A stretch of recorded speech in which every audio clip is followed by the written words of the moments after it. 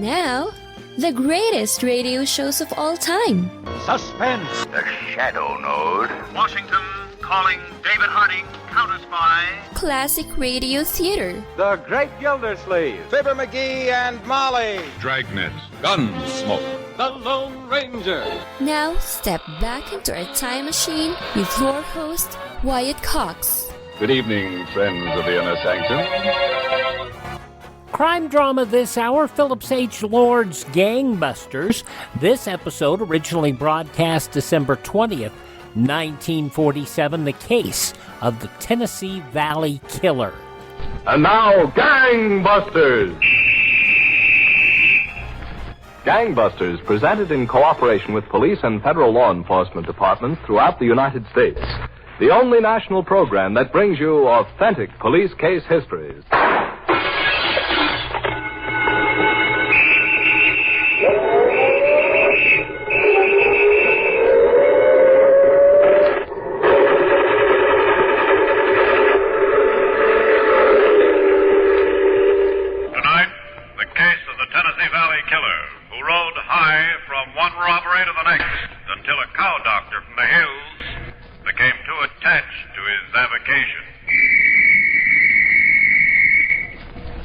And now to Gangbusters and facts that show the operation of our law enforcement officials in their war against the underworld. Gangbusters has asked the Honorable Lynn Bomar, Commissioner of Safety, State of Tennessee, to narrate by proxy tonight's case. The inside facts in the case of the Tennessee Valley Killer. Commissioner Bomar, from what you've told me, the criminals in tonight's case certainly must have been a weird aggregation. That's one description of them, Don Gardner. But their weird characteristics, especially those of the gang leader, made them no less dangerous. As a matter of fact, this gang leader was at one time considered the most dangerous fugitive at large in the country. Oh, well, why don't you tell us about him, Commissioner? All right, Don. I think it would be best to begin a short time ago at a county seat in the tobacco-growing section of North Carolina. One noon hour, the proprietor of a local tobacco warehouse walked down to the courthouse square and approached a stranger who was sitting alone on a bench.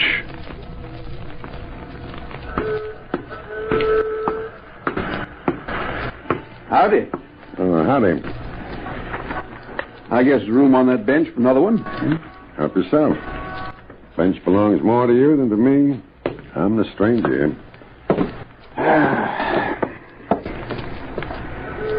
Awful unseasonable weather we've been having.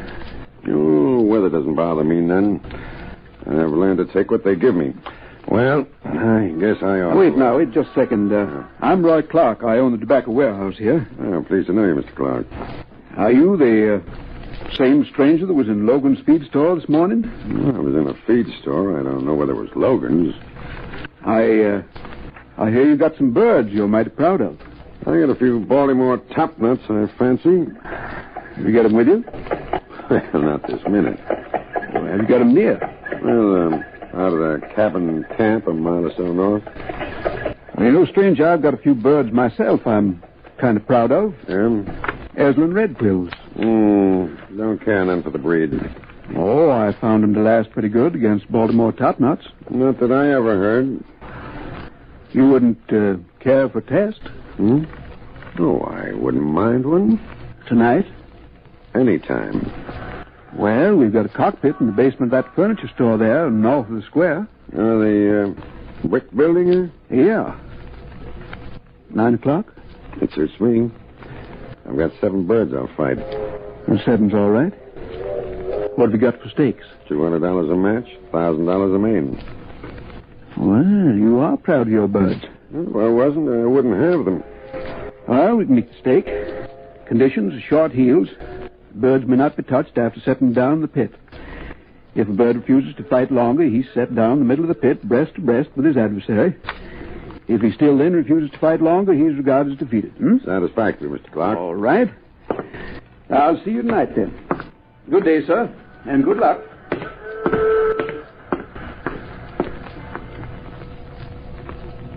I don't know, Troy. $200 a match and $1,000 a main? Them Eslin red quills, Mr. Clark's are birds with spirit. Maybe you bit off more than you could chew. Don't you worry about it, Doc. I'll handle the business arrangements. You just look after the chores. Come in here, Grant. Come in here. What's been keeping you? What did I ever get myself into? Spring water. Honest, Doc. Ordinary tap water ain't good enough for you. Where's the pail bucket at? Well, just think, up there next to the roosters. Roosters. Can't you get it through that thick Yankee head of yours at Fighting Cox? Is Fighting Cox? There's still roosters to me. Ah. The only way I'll have 'em's with mashed potatoes and gravy. What's the matter, Grant? Haven't you got no sporting blood? Yankee blood. That's what he's got. Yankee blood. Go on. I got your spring water. Go on, attend to your chickens. Chicken? Now, see here. You weren't... Doc. Go on. Get them birds shaped up. Fine lot of appreciation anybody gets around here. Spring water, graham bread for a bunch of chickens. That's what puts them in the best shape. Because that cow doctor says so? Because I say so. Oh, now look, Troy. It's okay for a guy to have a hobby. I got nothing against that. But I've been knocking around since who knows when. This is the first mob I ever ran into that operates with a bunch of chickens and a cow doctor. We've been doing okay with the chickens and the cow doctor, have we? Well, there's lots of ways to do okay. I like this way. We get what we're after and have a little sport. All right. What's the deal for tonight? The first two birds go into the pit at 9 o'clock. With the 7 matches, we ought to be busy there nearly 2 hours. What about the warehouse? You sure nobody will be around? Look, I know these folks. They'll all be at the cockfight. You won't have no trouble. You can be in and out of that safe in plenty of time. Some job you picked out for me. You can do it. You'll have Doc to help. Some help. Probably treat that safe like an ailing calf. Just you do a good job. After you get finished up, come by the cockpit. I'll stall the matches as long as I can until I see you. Well, okay. But have them birds of yours win, will you? I don't feel like breaking into a safe and then having to pay out all the dough in bad bets. You just open up that safe, Grant. I'll see the birds come out okay. Dazzling red quills. Mr. Clark thinks they're any match for a Baltimore topknots. He's got another thing coming.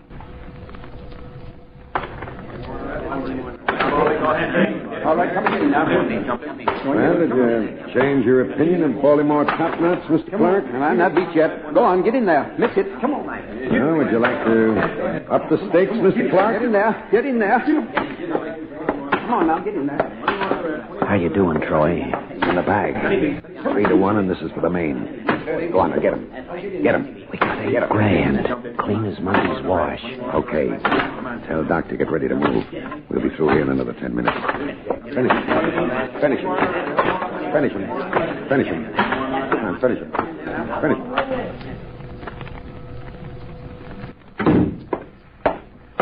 You're Mr. Clark? That's right, sir. My name's McDonald. I'm Special Agent of the Federal Bureau of Investigation. Oh, yes. Sheriff called and said you're on your way over. Sit down, sir. Thanks. Mr. Clark, you're positive the man who owns the birds at Fort Ewers is the same man whose photograph you identified at the sheriff's office? I couldn't be much more positive, sir. The man was standing no farther from me than you're sitting right now for 2 hours or more. Hmm? It's beyond me how any man who fights gamecocks can stoop to such a low occupation as safe burglary. Yes, I can see your point. I had no idea, Mr. McDonald. No idea at all. Imagine burglarizing my safe here at the warehouse while I was engaged in a sporting match. And he was well-spoken, too. Well, that makes no difference, Mr. Clark. There are lots of well-spoken criminals.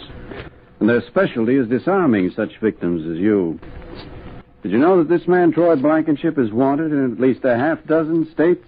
Oh, I know. Did you know that he killed a police officer? What? He's a murderer. A murderer? That's right. He escaped North Carolina State Prison some time ago. He almost committed a second murder when he assaulted a guard. Since that time, he's been responsible for robberies and burglaries here in North Carolina and Virginia, Ohio, Indiana, Kentucky, and Tennessee. Well, So you can see how important it is for us to apprehend him. Yes, sir, I can see. And a man who breeds gamecocks.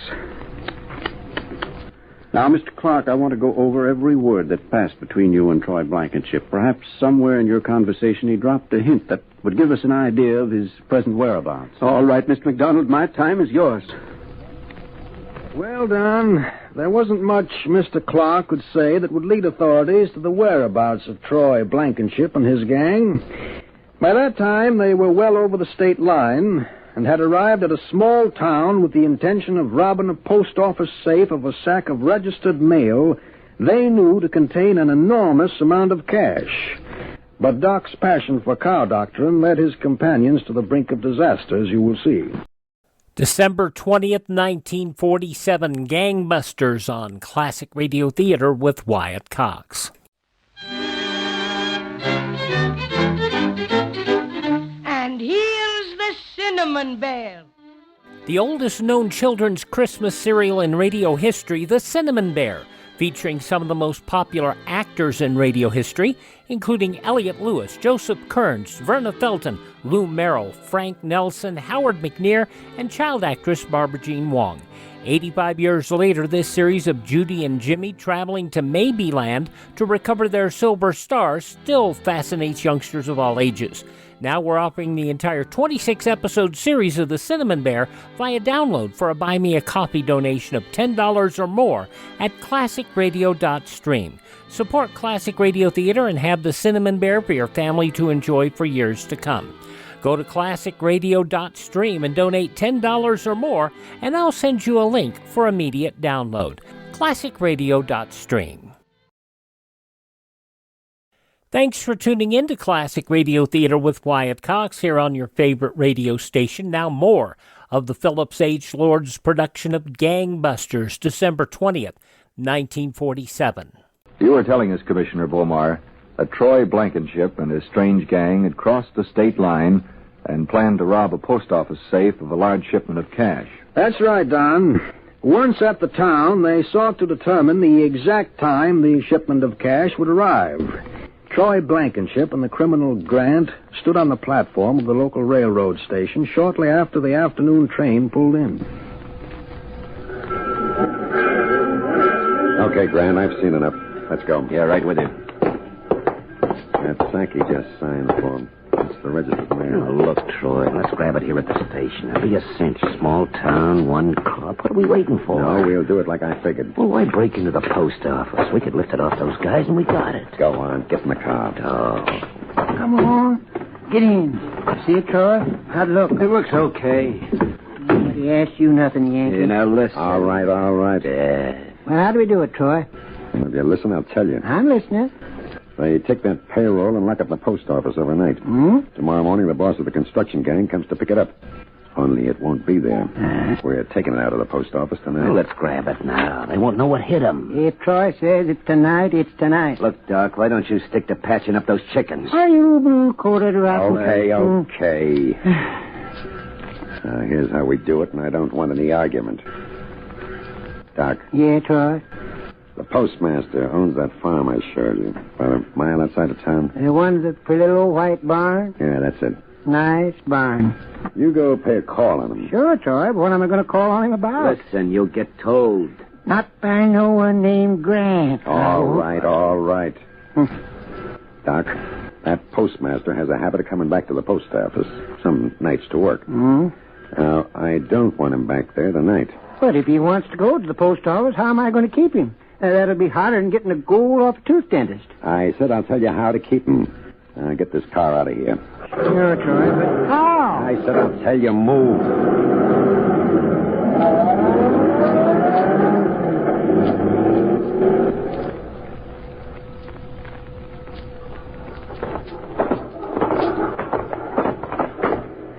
Afternoon, Mr. Postmaster.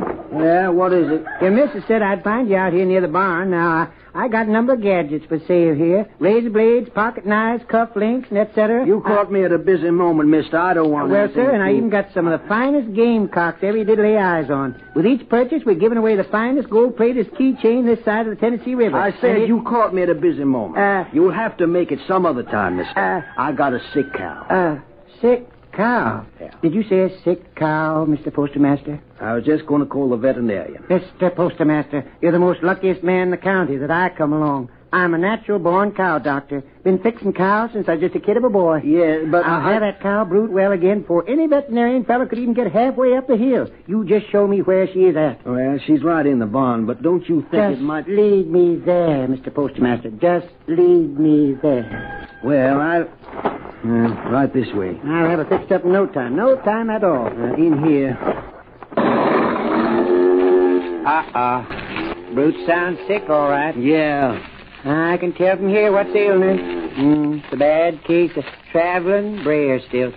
Traveling brayer still? Yes, sir, and I can fix her up in a jiffy. I'll have her back on her feet come night and giving milk come morning. If it's that serious, I suppose I should get in touch with the veterinarian. Oh, it's serious, all right, but simple. Simple as they come. Now, I noticed I come up the road, you had some nice tall pine trees a-growing. How old are them pines?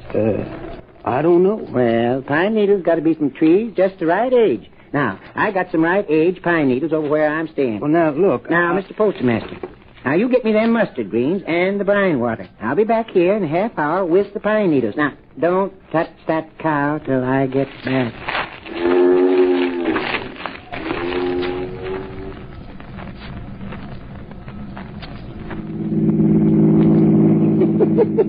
And the postmaster does exactly like I asked him. Hey, come on, Troy, get me there. I told him I'd be back in half hour. What about this traveling brayer stilts? I never heard of any such cow sickness. You didn't? You know I didn't. Oh, Troy, I'm ashamed of you. Ashamed to death of you. They had an epidemic of traveling brayer stilts back in, 03. It darn near killed every cow brute in both Carolinas. Yes, sir. Traveling brayer stilts. Darn near every cow brute in the whole South died. You should have done it like I told you and forgotten about the cow doctrine. I'm keeping the postmaster away from the post office, ain't I? Keeping him away. Hey, go on, Troy. Drive me there. That cow needs me. Yeah, like I need you. I know you need me, Troy, but you can get into this post office without me. I guess you can do it.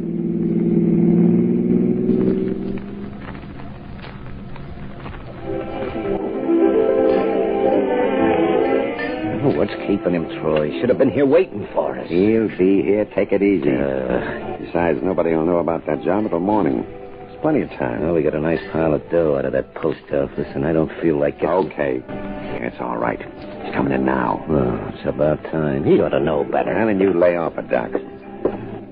Hello, Troy. You ain't been waiting long. Where were you? I got here, didn't I? What happened, Doc? The young fella told me where I could get some spring water for the birds. Spring water? We're waiting here to lay him out of town. Where's your head? Okay, let's get going. Where's the car park? Right out in front, just in the... Uh-oh. What's the matter? The postmaster. The postmaster? Yeah, and that's the law with him. Well, come on, let's get out. Hold it. I'll talk our way out. But supposing there ain't words on Hold it. We'll get out. But first we'll talk. Hey, you. Me? Yeah, we want to talk to you. That's the one, Deputy Hickson. Oh, hello, Mr. Postmaster. What's the trouble, officer? Lots of trouble, boys. The postmaster here's got a complaint.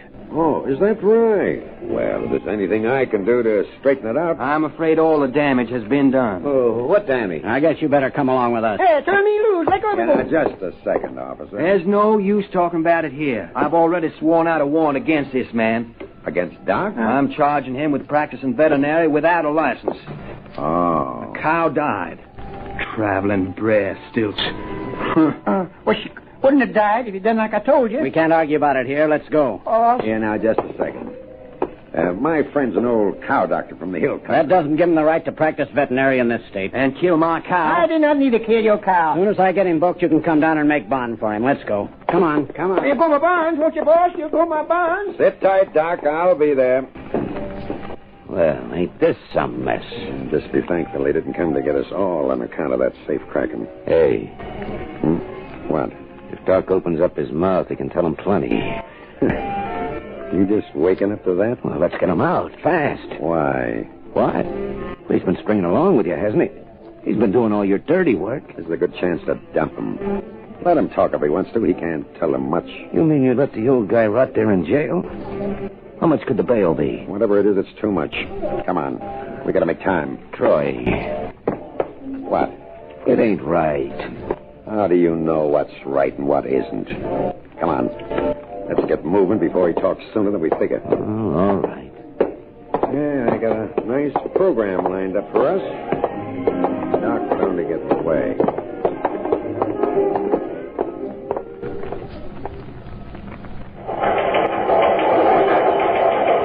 Attention, all field officers and headquarters. Be on alert for Troy Blankenship, described in Bulletin 1816, and companion known as Grant. These two men believed responsible for recent series of jewelry store robberies in southern Illinois, Indiana, and Kentucky. Caution, Blankenship is a known murderer and is believed to be heavily armed.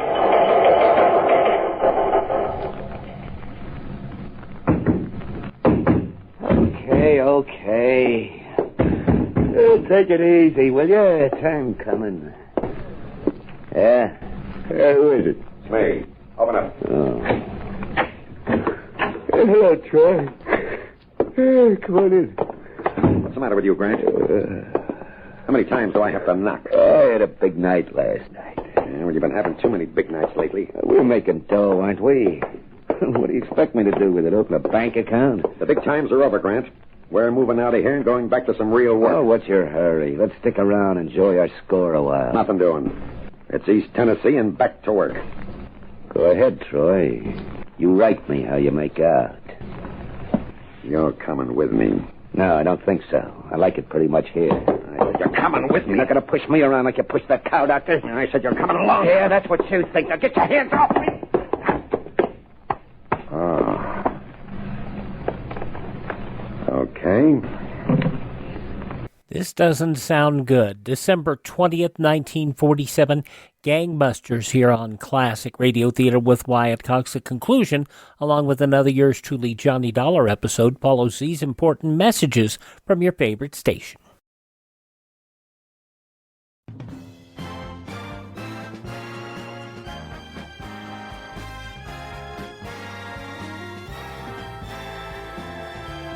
Now on Classic Radio Theater with Wyatt Cox, the conclusion of Gangbusters and the Tennessee Valley Killer, as it was originally broadcast December 20th, 1947.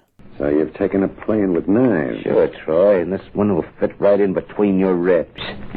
You want a sample? Just try something. Now get out. Okay, Grant. I guess you don't want to come with me. I'm glad you know it. Well, Give me that knife. No, Troy! Troy! What are you trying to do? Troy! Thanks a lot for the knife. Oh, no, wait a minute, Troy. Troy, I'll go with you. When do you want to leave? Soon, Grant. Real soon.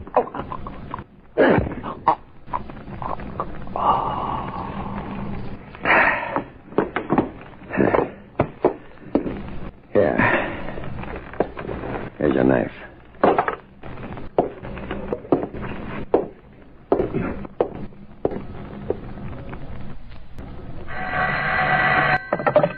Special Agent McDonald. This is Deputy Sheriff Hickson, McDonald. I just got your message to call back. Look, Hickson, Grant regained consciousness again. I was out at the hospital to see him. Yes? He says now that before his argument started with Troy Blankenship, they were talking about some jobs in East Tennessee. Any place specific, McDonald? No, that's the trouble. East Tennessee takes in a lot of territory.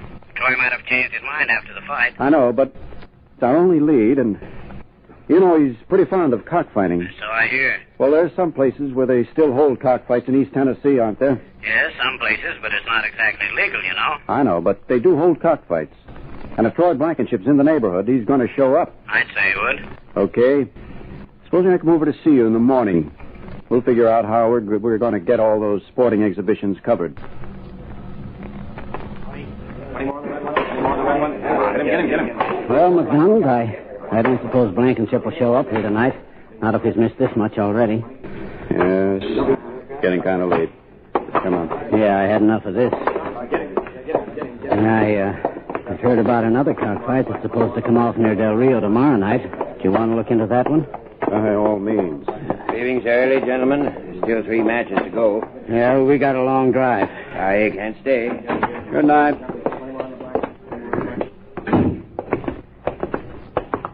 It's gotten pretty chilly. Yes. My car's right over here. Excuse me, fellas. Is this where they're holding the matches? Yeah, right inside of Blankenship. Get 'em up. Some of the time. After him. He ducked in that doorway. He's still there. Hold it. I don't see him. Let's move up a little closer. Duck. Come on. See him? No, not yet. Got to get a beat on him from behind that car. Yeah, let's go. I see him. Hold your fire. All right, Blankenship. Come out of there. We know you're in that doorway. Come out with your hands up. Try again. Come out, Blankenship. Come out or we'll shoot. Okay. I'm coming. Keep your hands over your head. They're over my head. Just take it easy. Don't shoot. Get cuffs on him. Right. You're not a very good shot. Maybe not. But anyway, I ducked you a long time. Perhaps you did, Blankenship, but right now there are a few charges of robbery and assault to kill you're facing. Let's see how you duck them. Let's go.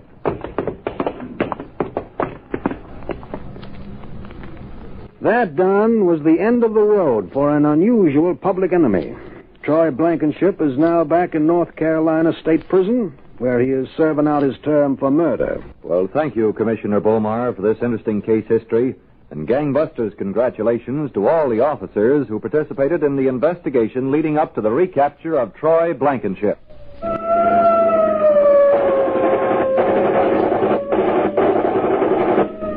Leading roles were played by Arthur Vinton and Will Gear. Don Gardner speaking. Gangbusters is a Phillips H. Lord production. December 20th, 1947, Gangbusters on Classic Radio Theater with Wyatt Cox. Thanks for tuning in to Classic Radio Theater with Wyatt Cox. Now part 2 of the 5-part Yours Truly Johnny Dollar story, The Nick Shurn Matter. This episode originally broadcast December 20th, 1955. From Hollywood, it's time now for... Johnny Dollar. This is Mrs. Gottler speaking. Gottler? I'm Kathleen O'Dare's landlady. Oh, yeah. You left word you wanted to talk to me. That's right. I'm trying to find Miss O'Dare. Do you know where she is? You a friend of hers? I think I will be once I meet her. I'm an insurance investigator. I want to help her. That's what the other one said. What do you mean? What other one? Fella that come up here a while ago, short, mean-faced, shifty-eyed. Benny Stark? Was that his name? He didn't say, Mr. Dollar. I guess he was too busy. Busy? Doing what? Breaking my good right arm. I'll be right over.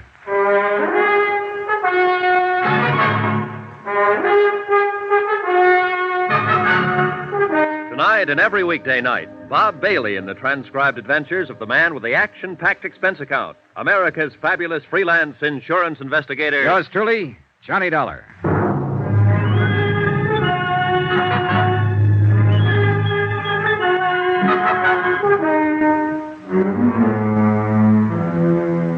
From Special Investigator Johnny Dollar, New York City, to the Home Office, Tri-Mutual Insurance Limited, Hartford, Connecticut. Assignment, the Nick Shurn Matter. Expense account continued. Item 5, $2.30. Taxi to Mrs. Gottler's rooming house, the place Kathy O'Dare had called home until she disappeared.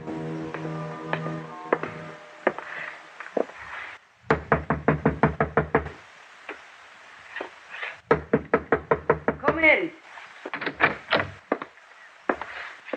Get your hands up. Mrs. Gottler. That I, Well, look, I'm Johnny Dollar. I talked to you on the phone. It's all right. You can put that gun down. Well, I guess it's you, all right. I'm sorry, Mr. Dollar, but I've only got one good arm left, and I'm aiming to keep it. Pull up a chair. Thanks. Oh, kind of rough boy, huh? I'd have showed him who was rough if I could have got a hold of my gun. I'd have blasted him, Christmas week or not. I'd have blasted him, Mr. Dollar. Yeah, I know how you feel. And me with all these presents to wrap. How can you wrap presents with one arm? That'd be in a paper hanger. Well, I'll be glad to help out, Mrs. Gottler. I won't guarantee what they'll look Well, like. now, I sure do appreciate it, and don't worry about their looks. I got to get them wrapped, that's all. Now, let's see now. This paper goes on that one. Oh, all right. It's a water muffler for my nephew over in Brooklyn. You know, them terrible winters they have over there. Oh, yeah, they're frightful. Of course, it may be better this year. The Dodgers won the pennant. Nothing but luck. It won't happen next year. You never know. Hey, tell me something, Mrs. Gottler. How come Benny worked you over? Why did he break your arm? Here. Stick this card on it as soon as you get the ribbon tied. Oh, okay. No time of year like Christmas, Well, he wanted to know where Kathy went. When I said I didn't know, he jumped onto me. Said I was lying. If I could have got hold of that gun... Where did she go, by the way? You aiming to break my other arm, Mr. Dollar? With all these packages to wrap? Here, hold your finger on that knot. Tie it tight now. Them postmen in Brooklyn are always busting things open. I know. There. Well, that's one down. Where did you say she went? Oh, I didn't. No, this one I'll deliver myself, so it don't need to be wrapped so careful. All righty. Kathy lit out of here in the middle of the night. You think I'd sit up 24 hours a day spying on my roomers? You might, if the roomer happened to be one of your special favorites. Who told you that? What's the difference? She was, wasn't she? Kathy was everybody's favorite. Anybody that ever met her.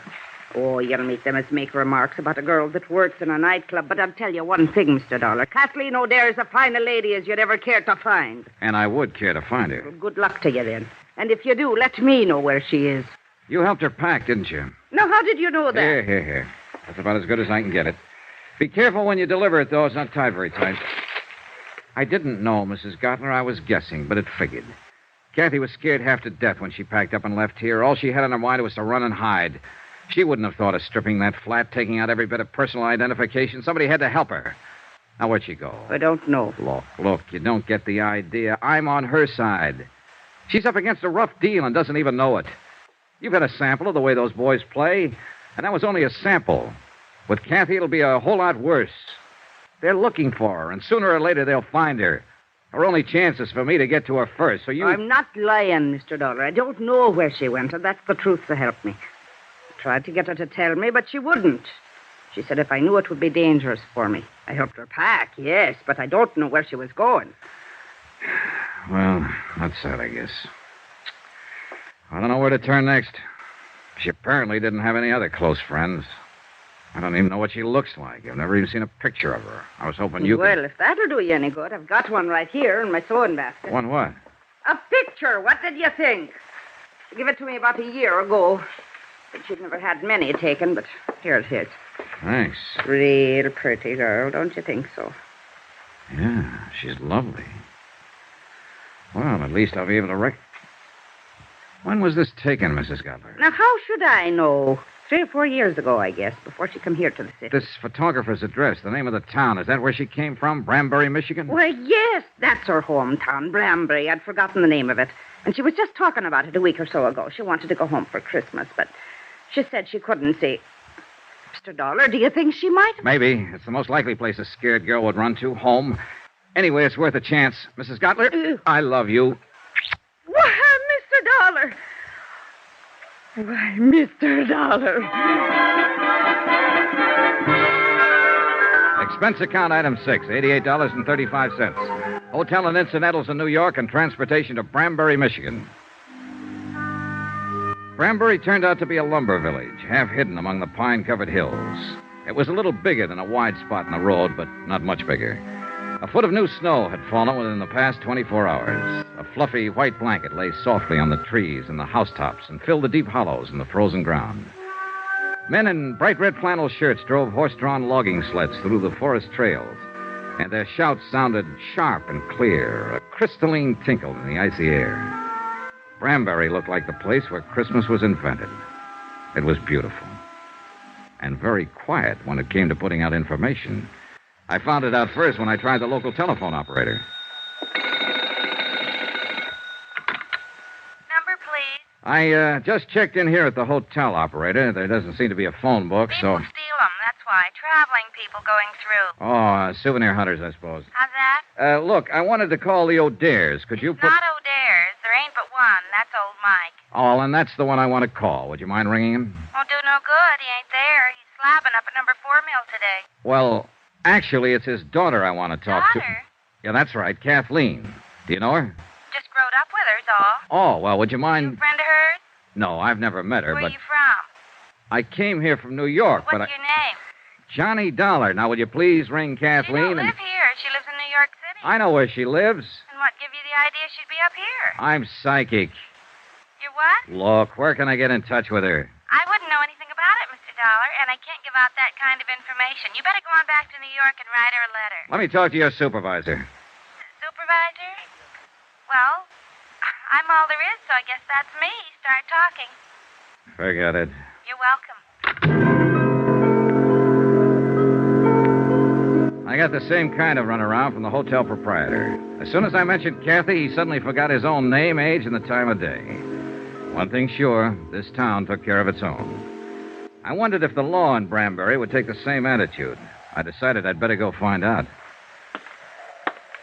As it happened, I didn't have far to go. On the sidewalk in front of the hotel, the law came to me. Just a second there, mister. Hmm? Like to have a little talk with you, if you don't mind. All right. Quite a change to find somebody here who wants to talk. I understand you just got in from New York. Here on business? Look, you know why I'm here, but now everybody in town knows. Got any identification on you? Yeah. Have you? My name's Martin, Dan Martin. I'm the deputy sheriff in charge of this part of the county. Oh, then you're just the man I was looking for. Is that so? I'm Johnny Dollar, insurance investigator. I'm looking for a girl named Kathleen O'Dare. Do you know where she is? What do you want with her? I'm working on a murder case. She's a witness. Is there any kind of a charge against her? No, I just want to talk to her. What makes you think she's here? Are you a friend of hers, Mr. Martin? I've been in love with Kathy since we went to grade school. I'd be willing to die for her. Does that answer your question? All right, let me put it this way. You think you're helping her by hiding her out. All of you think so. But you're wrong. You're helping her right into her grave. Kathy doesn't figure it that way. She's scared. She doesn't know what she thinks. I know these boys who were after her. They don't play kid games. And sooner or later, they're going to find her. So if you love her and if you know where she is, you better take me to her before it's too late. I don't know. I don't know what it is Kathy's mixed up in. I didn't want to ask her. But I know it isn't the police she's afraid of. And I don't think it's you. No, at the time she ran out, I wasn't even in the picture. I'm on her side, too, Mr. Martin, and I've got to see her. Go talk to her father, old Mike. See what he thinks. He's not at home right now. Yeah, I know. He's out at number 4 Mill. How do I get there? The county pickup truck is parked down the block.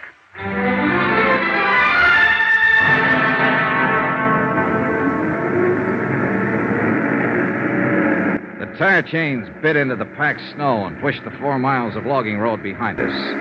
It was late afternoon, and the sun had dropped behind the timbered slopes, throwing a pale sheet of cold yellow against the western sky. Here and there, a few scattered lights were coming on, in the windows of the village and the bunkhouses of the lumber camps. Bright white sparks against the darkening shadows. Emptiness, loneliness, and somewhere in it a frightened girl in hiding. A girl who'd run away from the city of 100 million lights and from an unsolved murder.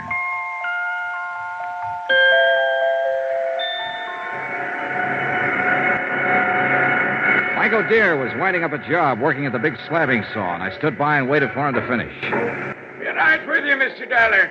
This is the last one. Okay.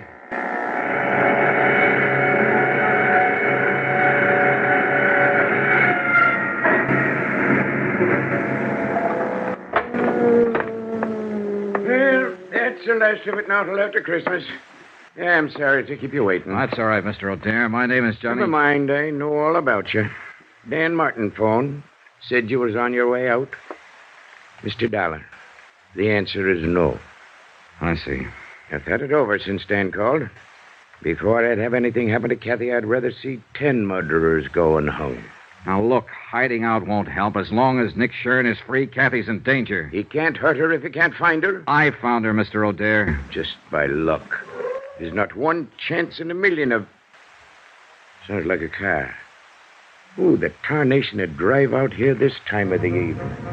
We walked over to the big doors. The car had stopped about 20 yards away. A man got out and turned toward us. I was standing under the dock light, so he recognized me before I got a good look at him. He jumped back in the car and went for his gun. Benny Stark. Get back, Mr. O'Dare. It was too dark to get a decent shot. I tried once more and missed, and the car disappeared behind the trees. Mr. Dollar, who was it? Was that one of them? That's right, Mike. They found her.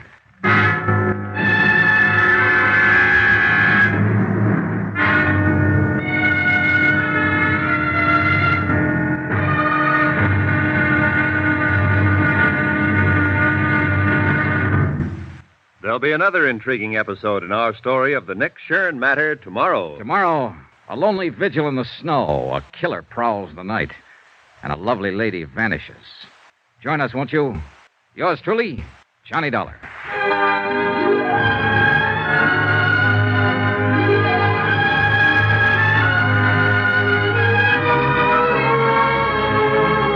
Yours truly. Truly, Johnny Dollar, starring Bob Bailey, is transcribed in Hollywood. Written by Les Crutchfield, it is produced and directed by Jack Johnstone. Be sure to join us tomorrow night, same time and station, for the next exciting episode of Yours Truly, Johnny Dollar. This is Roy Rowan speaking.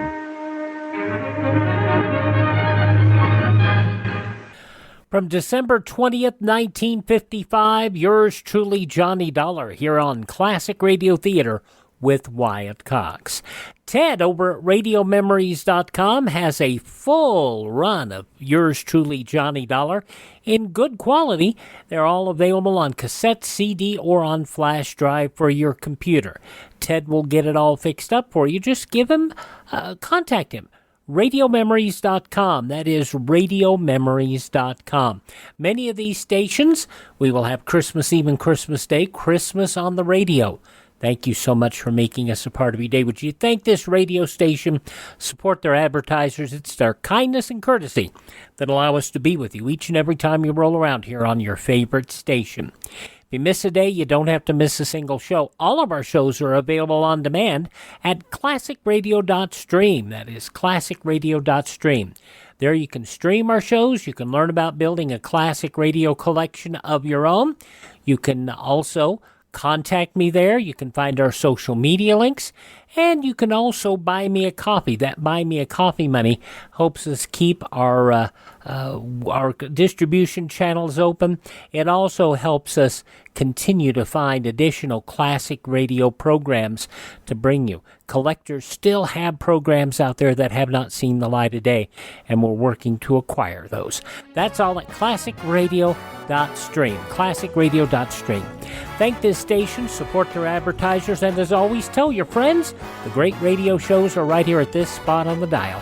Classic Radio Theater with Wyatt Cox on your favorite radio station.